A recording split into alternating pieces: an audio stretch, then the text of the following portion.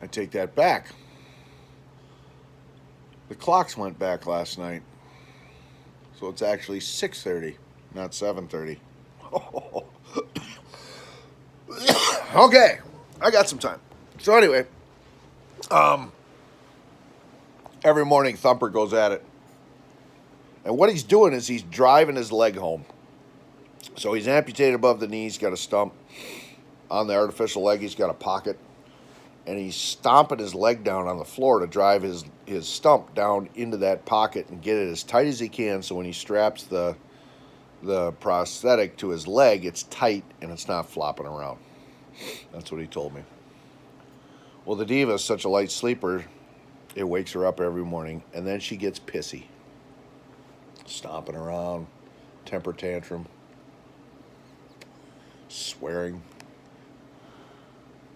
So, one of my goals with this place was to get my back bedroom set up with a bed so that she had a comfortable place to sleep and she could sleep here. I'm not so sure I could sleep in the bed with her because A, I snore, and that irritates her. And I have to sleep in a reclined chair for my back and for my sleep apnea, cure my sleep apnea. So I would more than likely be sleeping out here in my chair and she'd be crashing back there in the bed. She makes these two comments. I don't like your place, and I'm not going to spend nights there anymore.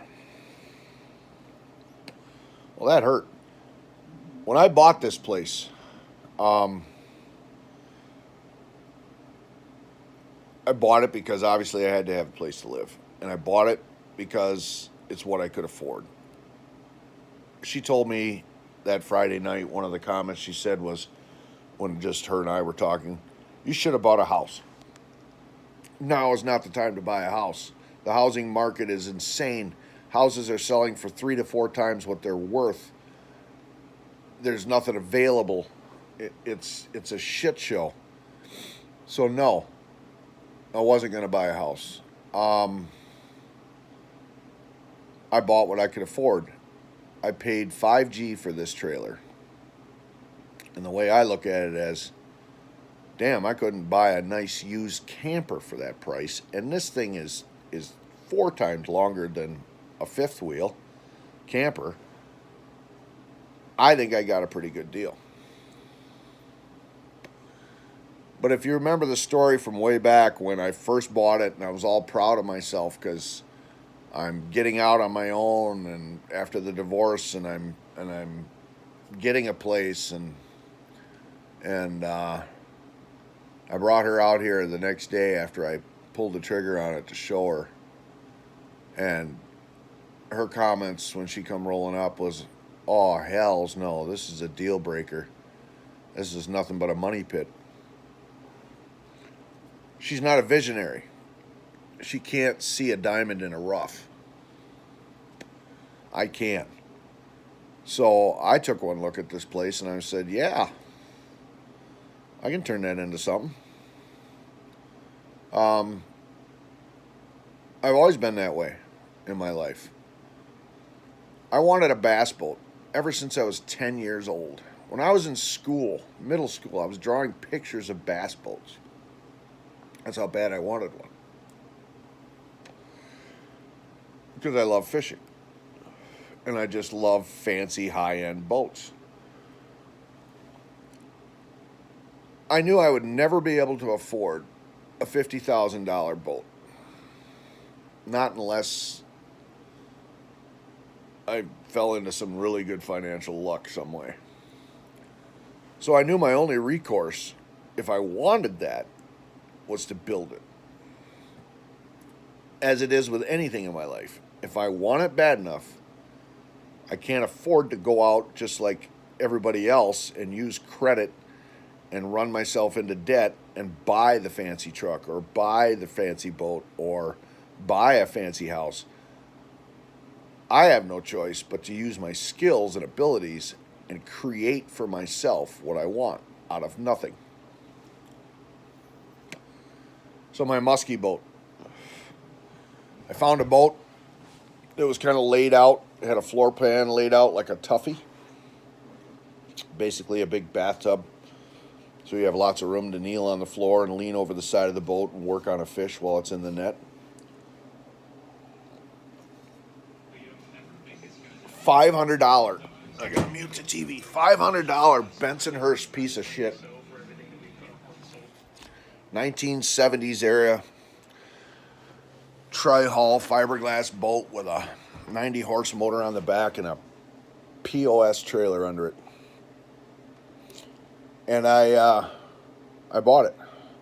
I dragged it home. I was married at the time. Dragged it home. And the ex-wife came out. She's like, what the hell did you buy that piece of shit for? And she's not a visionary either. And I said, just wait.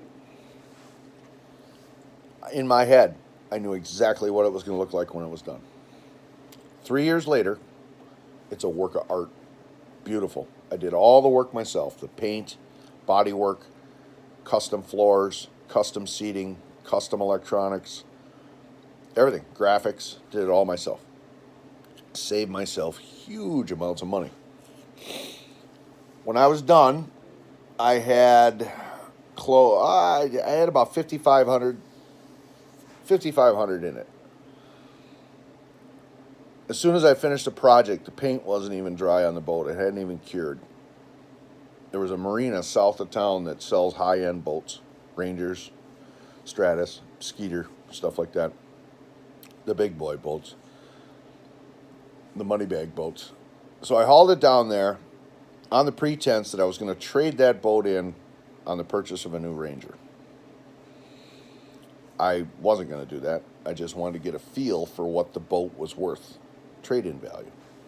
I come rolling into the parking lot, went in, talked to the guy. I said, yeah, I got a boat out here. I want to possibly trade in on a new Ranger. So he comes out and he was like, wow, that's a nice boat. He's looking it over and shit like that, stainless steel transom and power trim and tilt on the steering wheel, on the front deck and on the back, and he offered me $10,000 trade-in value towards a new Ranger. Well, that's almost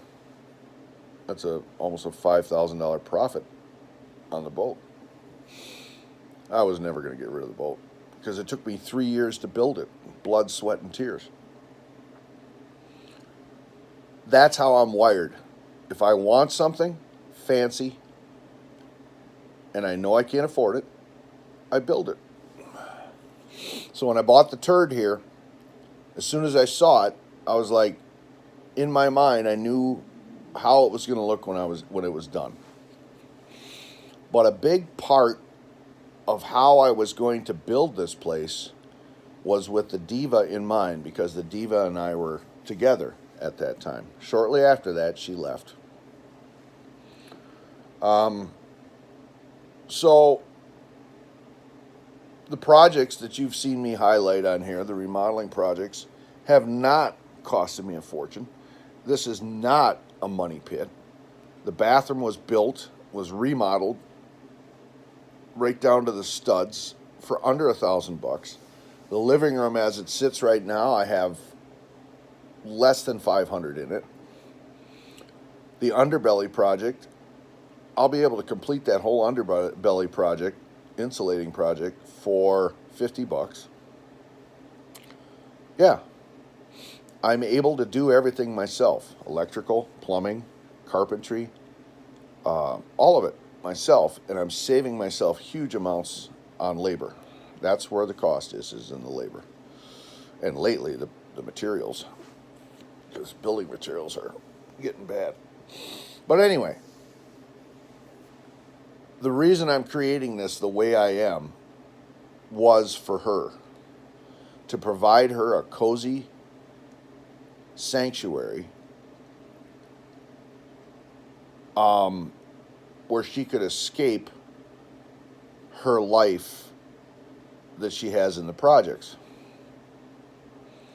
And then for her to tell me when she sees it, because she's not a visionary, oh, hells no, this is a deal breaker. That's nothing but a money pit.